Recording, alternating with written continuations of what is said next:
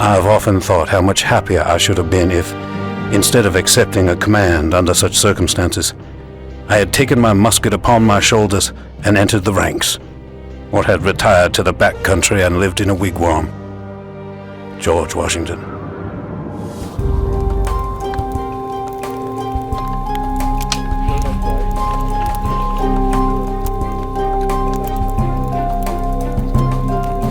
All seems lost, even before it's begun, until a former bookseller has an idea that will change everything.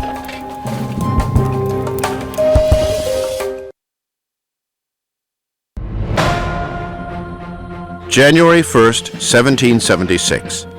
It's a new year for a new army, and General Washington raises a new flag to commemorate it, the Grand Union, with 13 stripes representing both the differences and common cause of the 13 colonies, and with the British Union Jack in the upper left to acknowledge those colonial leaders hoping to salvage a relationship with England. That same day, the colonies get the news of the King's October Proclamation to crush the rebellion by any means necessary. It's a stunning declaration by the King that rouses rebel ire more than ever. But an army needs more than anger to fight a war. With the onset of winter, neither side has the supplies necessary to brave the cold and snow. The British hole up in Boston, waiting for reinforcements and supplies from England, while Washington uses the time to piece together an army short on everything from manpower to gunpowder. But help is on the way. Henry Knox, a 25-year-old colonel and former Boston bookseller, is leading a trek from Cambridge to Fort Ticonderoga on a quest for arms. Knox has taken it upon himself to recover the artillery captured from the British at Fort Ticonderoga. For 2 months, in the cold and wet, he, his men, and teams of oxen haul 120,000 pounds of artillery across 300 miles of muddy woods, frozen rivers, and steep, icy slopes back to headquarters in Cambridge.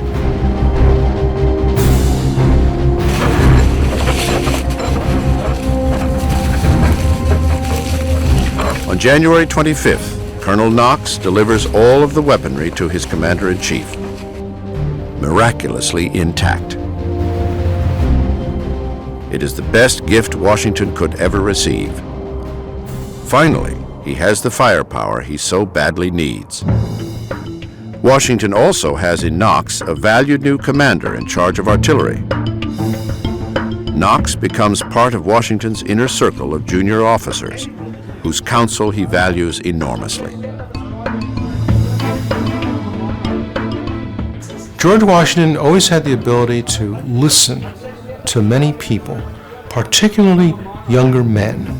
He thinks everybody's view is important, that it's a part of the puzzle, that people know things that he doesn't know, and if he can listen to enough opinions, he'll know as much as they do. A hallmark of good leadership. Right away, Washington's brain trust keeps him from making a fatal mistake. As the spring thaw approaches, Washington wants to send waves of foot soldiers down into Boston in a full frontal attack. But his officers overrule him. The British are too well fortified, and the Continentals are still short of gunpowder. They do, however, have Knox's artillery. They decide to take the highest ground, Dorchester Heights, and bombard the city. March 2nd. After months of waiting, Washington and his men are more than eager to move.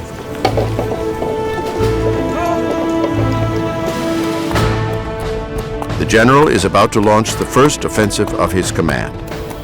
He sends a stern warning to his troops. Our posterity depends upon the vigor of our exertions.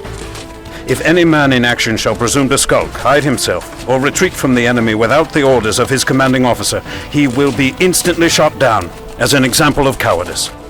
General Washington.